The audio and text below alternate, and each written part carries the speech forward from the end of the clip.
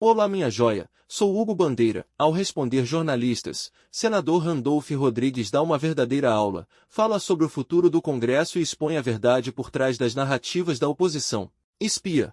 Qual é a expectativa do governo da relação com Davi Alcolumbre, que fala, de fato, muito bem com Lula, porém também tem um diálogo muito forte com o eixo radical. Só para dar um exemplo, já está mapeado aqui no bastidor que Damares Alves deve ser a presidente da Comissão de Direitos Humanos. Então tem um xadrez aqui radical muito bem posto. Na minha avaliação, a melhor fase para a relação do governo com o Congresso vai começar agora. Eu lhe digo por quê. No biênio anterior, nós tivemos um desencontro de posições entre a Câmara e o Senado. Isso trouxe de imediato, primeiro, prejuízo para o governo. Será que o Davi Alcolumbre vai frear pautas radicais que venham da Câmara, como o Rodrigo Pacheco fez em várias situações? Isso aí vai depender da dinâmica, não da presidência. O Davi já foi presidente dessa casa. Ele nunca pautou nada sem dialogar com o colégio de líderes. E ele está reiterando que fará isso com igual intensidade quanto o presidente Rodrigo Pacheco o fez. Então, em primeiro lugar, isso. Em segundo lugar, tem um compromisso do presidente Davi Alcolumbre com a agenda que nós queremos para o Brasil. Veja como é paradoxal. Nós estamos querendo dinamizar aqui no Congresso a agenda da economia,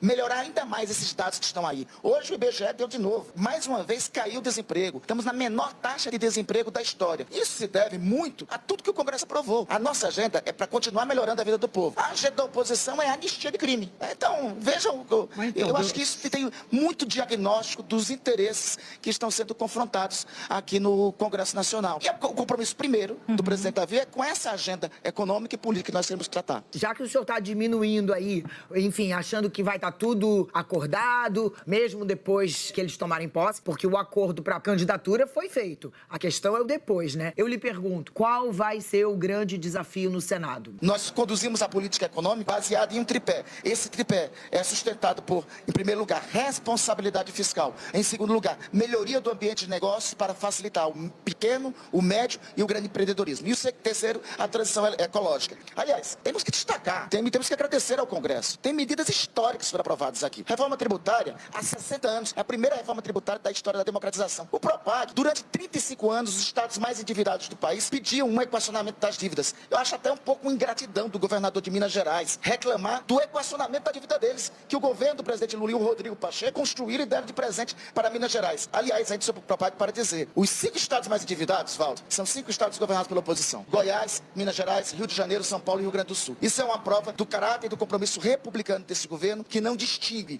quem é aliado, quem é opositor. Nós vamos continuar nessa pauta de melhoria do ambiente econômico. Senador, o senhor, como líder do governo no Congresso, tem a obrigação, nada mole, de ouvir os pleitos da Câmara e do Senado. E, bom, tá todo mundo na expectativa de uma reforma ministerial, seja ela enxuta, seja ela um pouco mais ampla. Arthur Lira falou que tem que reformar do chão até a cobertura para poder tentar enquadrar ali ou colocar o governo no que ele considera o rumo correto. O que é que o senhor tem ouvido de pleito? Quais são os pedidos que o Congresso Nacional levará ao Palácio do Planalto, por meio do senhor, inclusive, quando a eleição for concluída? Uma das prioridades do presidente Lula, Dani, vai ser dialogar e muito com os dois presidentes das casas. Tanto o presidente Hugo quanto o presidente Davi, eu tenho certeza, tão logo concretizada a eleição de ambos, o presidente irá cumprimentá-los pelo resultado das eleições e, em seguida, pautar uma agenda. E eu já ouvi do próprio presidente Davi a disposição dele de ter um encontro de imediato com o presidente da República para debater e para encaminhar a agenda que temos que conduzir aqui no Congresso Nacional. E este é um governo de coalizão, é um governo de frente ampla e nunca o Brasil,